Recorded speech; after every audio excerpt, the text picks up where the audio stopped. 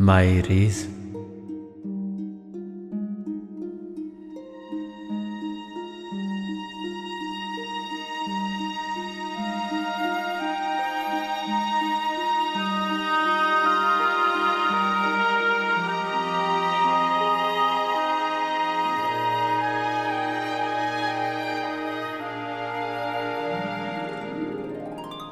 Ho anao mandre ity tononkalo ity io, raha toa mandalo olana amin'izao fotoana izao, tsy resy izany ianao fa izao ny tadidio hoe tsy hamelanao irery ilay ray ao ambony ao.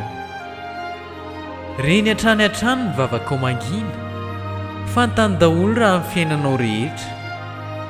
Tsy nahary anao mba hoe hiari-pahoriana, fa kosa manao sedra na koa fizahan-toetra.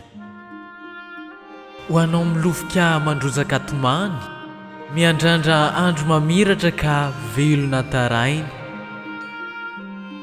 Ho anao indrindra no hitenenako eto androany hoe mahareta kely fa ho avy ny maraina, ihavian'ny fahazavana.